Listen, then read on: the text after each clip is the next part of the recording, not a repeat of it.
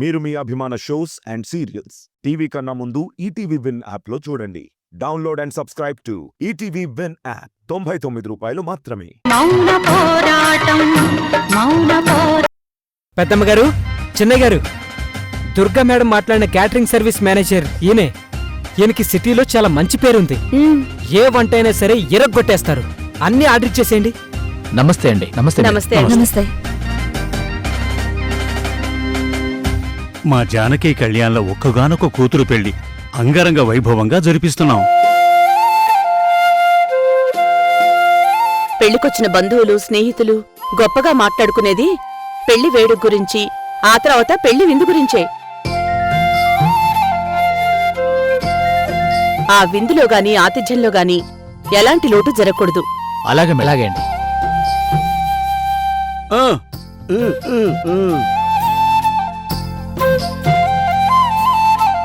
వధూవరుల్ని ఆశీర్వదించి తృప్తిగా అందరూ భోంచేసి వెళ్ళాలి.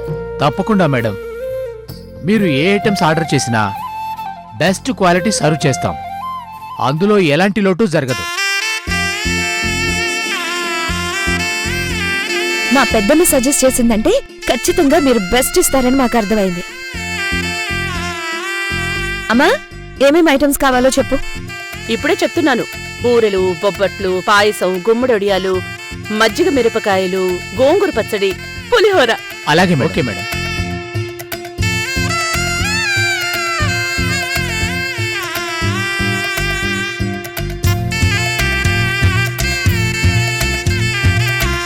Menu super madam. అరిటాకుల్లో భోజనం వడ్డించాలి. ఈ విందు గురించి అందరూ గొప్పగా చెప్పుకోవాలి. ఈ పెళ్లి అంగరంగ వైభవంగా సీతారాముల కళ్యాణంలా జరిపిస్తున్నాం. ఏ లోటు రాకుండా చూసుకోండి. అలాగే మేడం. వస్తాం మేడం. మంచిది.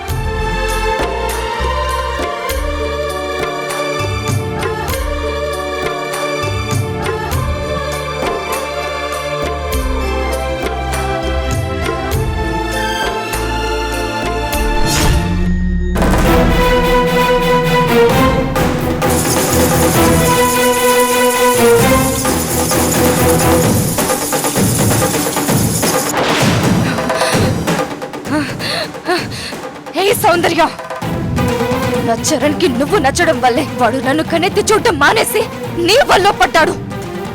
నీది నా ప్రేమంటే నాది కాదా? నీకంటే పిచ్చిగా నేనే చరణ్ ప్రేమించాను. చరణ్ కోసం ప్రాణాలిచ్చేంత ప్రేమ నీ దగ్గరుందా? చరణ్ కోసం ఒక్కసారి కాదు 100 సార్లు చస్తాను. కానీ నువ్వు చావగలవా? చచ్చేంత ధైర్యం నీకుందా? ఏంటి, నీ పెళ్లి మీ అమ్మ సీతారాముల కళ్యాణంలా అంగరంగ వైభవంగా జరిపిస్తుందా? అలా జరుగుతుందని సంబరపడిపోతున్నావా? ఈ నందిని చచ్చింది కానీ ఈ కళ్ళు ఇంకా బ్రతికే ఉన్నాయి. ఈ నందినికి చరణ్ మీదున్న ప్రేమ ఇంకా బ్రతికే ఉంది. నీ మీద పగ ఇంకా బ్రతికే ఉంది. నేను అనుభవించాలని కోరుకున్న జీవితాన్ని ఈ కాలం చిదిమేస్తే అదే నీకు కలిసొచ్చిందని చరణ్తో పెళ్లి పిట్టలెక్కాలని చూస్తున్నావా? నాకు దక్కని జీవితం ఎవ్వరికి దక్కడానికి వీల్లేదు. నువ్వు పెళ్లి పిట్టలెక్కడానికి ముందే నిన్ను పాడెక్కించేస్తా.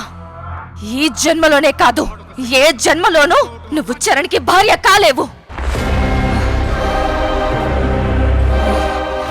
ఈ జన్మలో నాకు దక్కని చరణ్ని మరో జన్మలో దక్కించుకుంటాను. చరణ్ని ప్రేమించి నువ్వు చాలా పెద్ద తప్పు చేశావని నీకు అర్థమయ్యేలా చేసి నిన్ను చంపేస్తాను. నిన్ను చంపాకే నాకు ఆత్మశాంతి.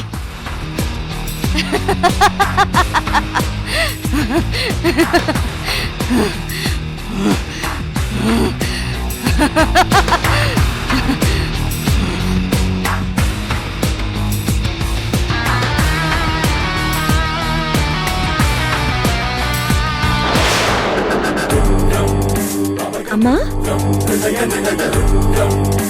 ఏంటమ్మా, నీకు చూపొచ్చిన దగ్గర నుంచి కళ్ళార్పకుండా నీ కళ్ళనే చూస్తూ మురిసిపోతున్నావా? వచ్చావా? రావే, నిన్నెప్పుడెప్పుడు చంపాలని ఎదురు చూస్తున్నాను. ఇప్పుడే చంపేస్తాను. అమ్మా జానకి, మావయ్య, సౌందర్య, ఏంటి మావయ్య? ఇందాకొచ్చిన క్యాటరింగ్ సర్వీస్ వాళ్ళ నెంబర్ తీసుకోవటం మర్చిపోయానమ్మా. దుర్గకు ఫోన్ చేస్తే డీటెయిల్స్ అన్ని నీ నంబర్కి సెండ్ చేసిందట. వాళ్ళ డీటెయిల్స్ ఇద్దిగాని రామ్మా. అలాగే మావయ్య, పదండి. ఆ. పద సౌందర్య.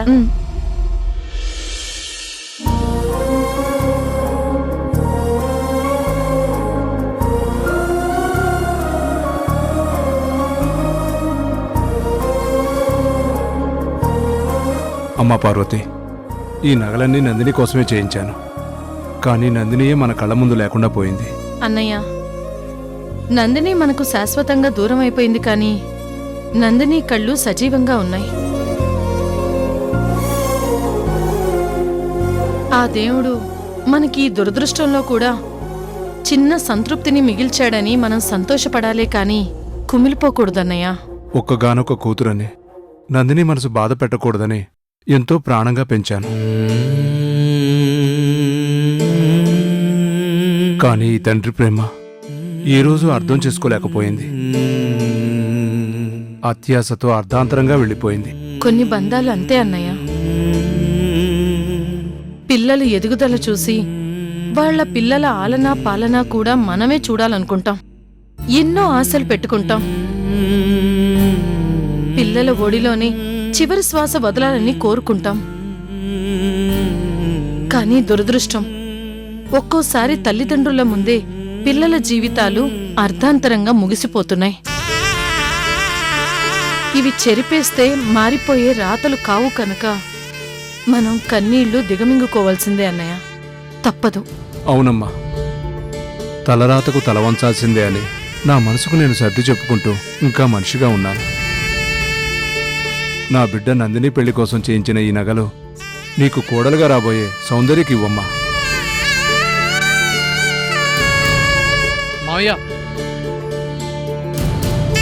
మావయ్య, అదేమొద్దు మావయ్య. చరణ్, నీకు స్వాభిమానం ఎక్కువని నన్ను పరాయవాణి చేయకు. నీకు భార్యగా రాబోయే అమ్మాయిని నేను కూతురుగానే చూసుకుంటాను. నువ్వు నా అల్లుడివి కాకపోయినా రక్త సంబంధికుడిగా చూసుకుంటే నువ్వు ఎప్పటికీ నా మేనల్లుడివే కదా. మేనమావగా నా తృప్తి కోసం నేను ఇవ్వకూడదా? నువ్వు తీసుకోకూడదా? అసలే కూతురు దూరమైందన్న బాధలో ఉన్నాను. అలాంటిది నన్ను ఇంకా బాధ పెట్టకు. చరణ్, నాకైనా మీ అమ్మకైనా కావాల్సింది నువ్వు జీవితాంతం సంతోషంగా ఉండడమే. నిండు నూరేళ్లు సౌందర్య నువ్వు సంతోషంగా ఉండడమే కావాలి. ఈ కానుక నేనే ఇచ్చానని సౌందర్యతో చెప్పు. నీ చేతుల మీదుగా తనకివ్వు, తప్పకుండా తీసుకుంటుంది. అలాగే మావయ్య.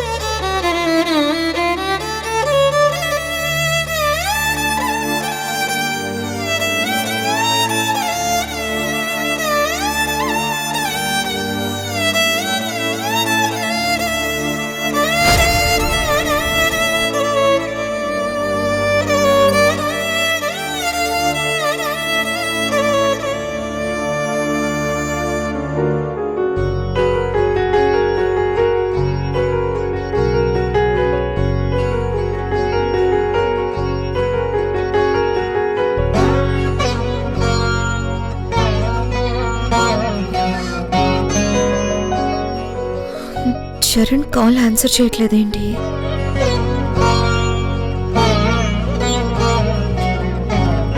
రంగనాథ్ గారు, ఒకసారి నా క్యాబిన్కి రండి. అలాగే మేడం.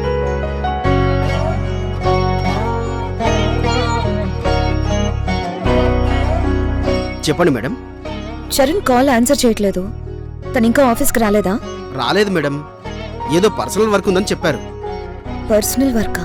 ఆ, అలా అని నీతో చెప్పి ఆఫీస్ మానేస్తే సరిపోతుందా? నేను చూసుకుంటాను, మీరు వెళ్ళండి. అలాగే మేడం. చరణ్ వచ్చేసావా? నీ గురించి మేడం గారు ఫైర్ అవుతున్నారు.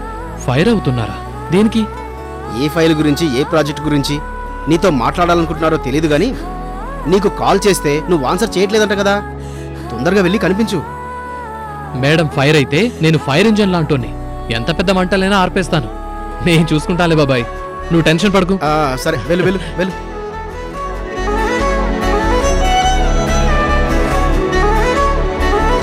Excuse me madam.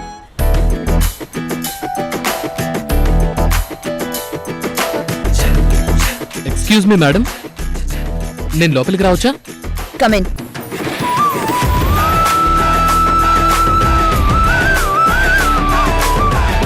మేడం గారు, మా లేడీ బాస్ గారు ఎందుకు కోపంగా ఉన్నారు? కోపం కాకపోతే ఇంకేంటి? ఆఫీస్ అవర్స్ లో నీ ఇష్టానికి పర్సనల్ పనులున్నాయని కాల్ ఆన్సర్ చేయకుండా తిరుగుతూ ఉంటే ఇక్కడ ఆఫీస్ వర్క్ ఏం కావాలి? మేడం, అన్ని ప్రాజెక్ట్స్ గురించి మీకు అప్డేట్ చేశాను. ప్రోగ్రెస్లో ఉన్న ప్రతి వర్క్ గురించి మీకు మెయిల్ చేశాను. నాకు మీరు ఫార్వర్డ్ చేసిన అన్ని మెయిల్స్కి నేను రివర్ట్ అయ్యాను. ఇక ల్యాబ్స్ ఏమని చెప్పండి, నా వల్ల నష్టం ఏమని చెప్పండి. అంటే ఇక్కడ నీ వల్ల ఎవరికి ఏ నష్టం లేదంటావా? అంతేనా? నష్టం జరగలేదని అనుకుంటున్నాను మేడం. అన్ని పనులు మెయిల్స్ చేయడంతోనే సరిపోతుంది అంటావు, అంతేనా? ఇవాళ రేపు సగం పనులు ఫోన్స్లోను మెయిల్స్లోను జరుగుతున్నాయి మేడం. రేపు నీ పెళ్లి జరిగాక కాపురం కూడా మెయిల్స్ తోనూ ఫోన్స్ తోనే చేస్తావా? మేడం, కాపురం ఎవరైనా అలా చేస్తారా చెప్పండి? కార్పొరేట్ జాబ్ వేరు, కాపురం వేరు. ఆ రెండింటికి చాలా డిఫరెన్స్ ఉంది. అది నాకు తెలుసు మేడం. ప్రతిదానికి ఎక్స్ప్లెనేషన్స్ ఇవ్వకు. పర్సనల్ పనులుంటే నా పర్మిషన్ అడగాలి కదా. అయినా అంత పర్సనల్ వర్క్ ఏంటో. అదేంటంటే మేడం, ఈ వీక్లో పెళ్లికి మంచి ముహూర్తం ఉందని ఫిక్స్ చేశారు. పెళ్ళన్న తర్వాత హడావిడి ఉంటుంది కదా. పైగా నాకు కాబోయే శ్రీమతి గారేమో చాలా గొప్పింటి అమ్మాయి. తన గురించి మా అమ్మ ఆలోచిస్తుంది, నేను ఆలోచిస్తున్నాను. అంతెందుకు, మా మామయ్య కూడా చాలా ఆలోచిస్తున్నారు. పెళ్ళంటే 3 ముళ్ళు, 7 అడుగులు, 4 అక్షింతలు మాత్రమే కాదు మేడం.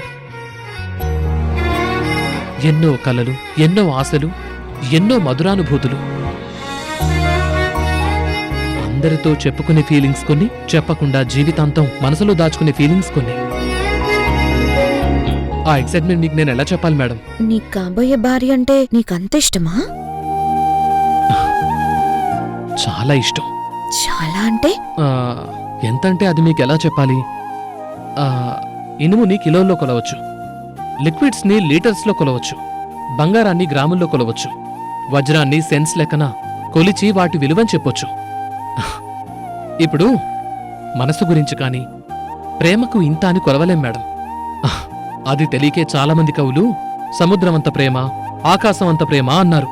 కానీ సముద్రంలో నీళ్ళని కొలవలేం, ఆకాశం ఎత్తు ఎంతుందో చెప్పలేం. అయితే నీ కాబోయే భార్యని నువ్వు సముద్రమంతా ఆకాశమంతా ప్రేమిస్తున్నావు అన్నమాట. అంతకన్నా ఎక్కువే ప్రేమిస్తున్నాను మేడం. నిజంగానా? నిజంగా మేడం. అబద్ధంగా ప్రేమించటం నాకు రాదు. మనసులో ఒకటి పెట్టుకుని బయటకి ఇంకోటి చెప్తూ నటించడం నాకు రాదు.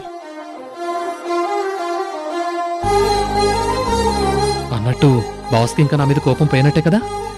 ఇంకా లేదు. అదేంటి మేడం, నా బాధంతో మీతో చెప్పుకున్నా కూడా నా మీద మీకు కోపం పోలేదా? బాస్గా మీరు నాకు ఎంత ముఖ్యమో నా కాబోయే భార్యగా కూడా అంతే ముఖ్యం. అలా కుదరదు. బాస్ ముఖ్యమా, భార్య ముఖ్యమా? అంటే అది నా భార్య కాబోతున్నా ఈ బాస్ అంటేనే ముఖ్యం.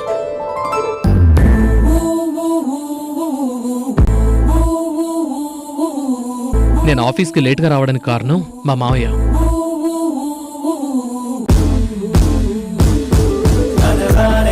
ఏంటివి?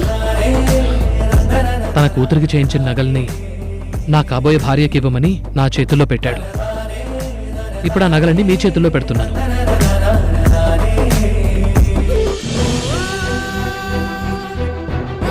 నందిని కోసం చేయించిన నగలా? అవును మేడం. నందిని దూరమైపోవడంతో నా కాబోయే భార్యకు అందించాలనుకున్నారు. నేను కాదన్నా నాకొచ్చే భార్య తన కూతురు లాంటిదేనని తండ్రి ప్రేమతో చెప్పారు. ఇంక నేను కాదనలేకపోయాను. మీరు కూడా కాదనకుండా తీసుకోండి మేడం.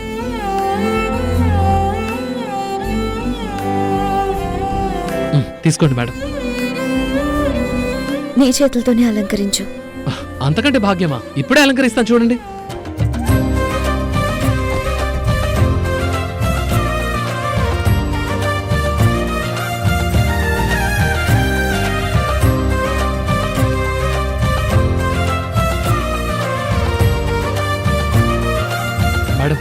అటు తిరగండి.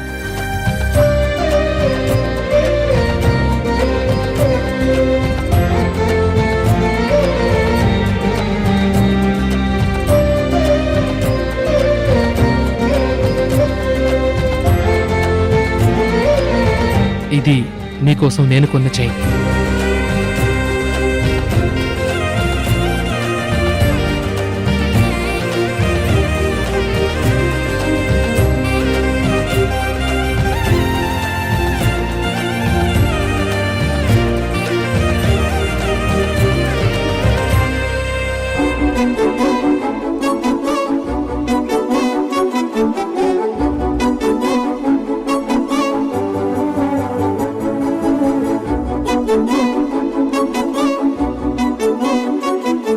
ఈ నగల్లో మీరింకా అందంగా ఉన్నారు. ఒకటి చెప్పనా? 2 చెప్పు. ఒక నిమిషం మేడం.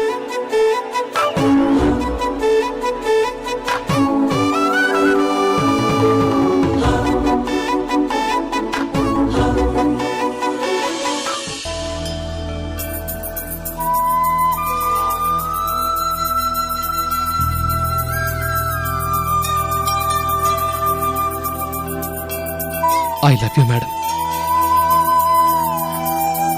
Love you two.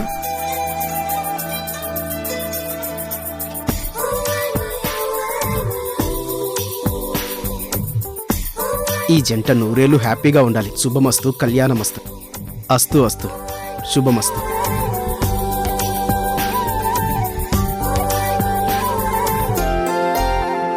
అమ్మగారు, ఆ మీకు చూపొచ్చాక క్షణం తీరిక లేకుండా అన్ని పనులు మీరే చేస్తున్నారు. నేనున్నా కదమ్మగారు. మీరు చిన్నయ్య గారితో కూర్చొని అమ్మాయి గారి పెళ్లికి సంబంధించిన ముచ్చట్లన్నీ చెప్పుకుంటూ అలా మురిసిపోండి. ఈలోపు మీకు మంచి కాఫీ తీసుకొస్తాను. సత్తి, అమ్మాయి పెళ్లికి ముహూర్తం నిర్ణయించిన దగ్గర నుంచి నా కాళ్ళు చేతులు ఆడటం లేదు. ఒకచోటే నేను కూర్చోలేకపోతున్నాను. పెళ్లికి ఇంకా ఎన్నో రోజులు లేదు. అవునమ్మగారు, ఇక చుట్టాలు స్నేహితులు రాక మొదలైపోతుంది. ఈ సత్తి ఇంకా సూపర్ బిజీ అయిపోతాడు.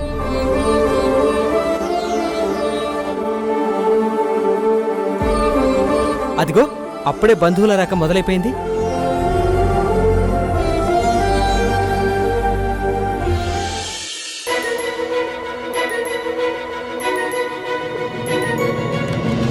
అమ్మగారు, బంధువులు కాదు, అమ్మాయి గారే వచ్చారు.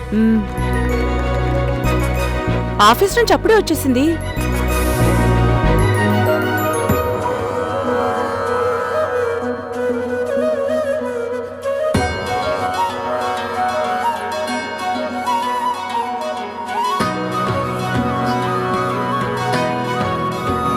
జానకి, అమ్మాయి ఆఫీస్ నుంచే కాదు, షాపింగ్కి వెళ్ళొస్తుంది అనుకుంటా.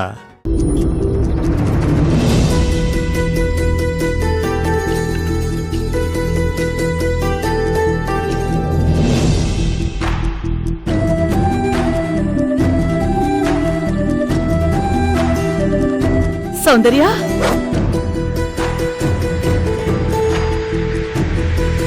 అమ్మా జానకి, నీ కూతురు ఇప్పుడు నీ కూతురు కాదమ్మా, పెళ్లి కూతురులా కనిపిస్తోంది. అవును మావయ్య, మహాలక్ష్మిలా ఉంది.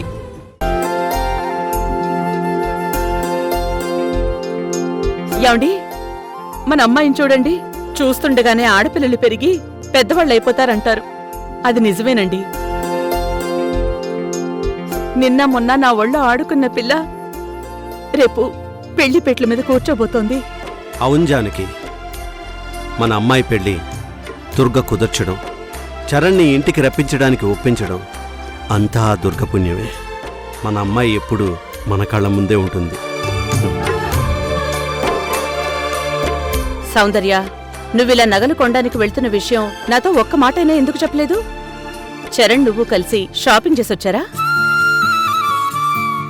నీ పెళ్లి కోసం నగలు కొన్నా, చీరలు కొన్నా అందరం కలిసే కొనాలి. అదో సంతోషం.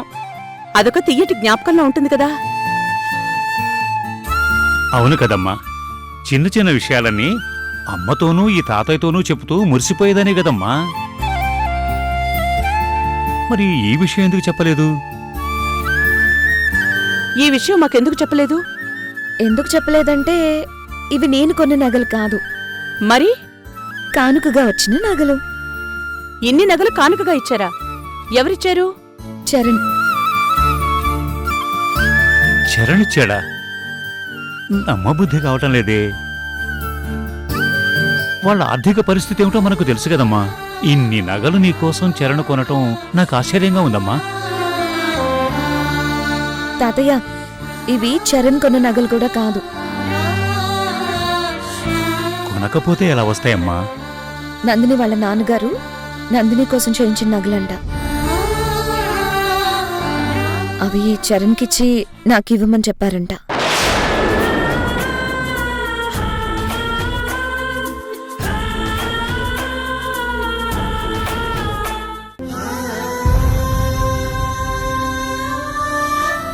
నీ భార్య ఇక్కడ కిచెన్లో పడుకుంది. అయితే నాకేంటి వదినా? నాకెందుకు చెప్తున్నావు? చూసావమ్మా, ఇది వరుస. కట్టుకున్న భర్త అయ్యుండి ఎలా మాట్లాడుతున్నాడు చూడు.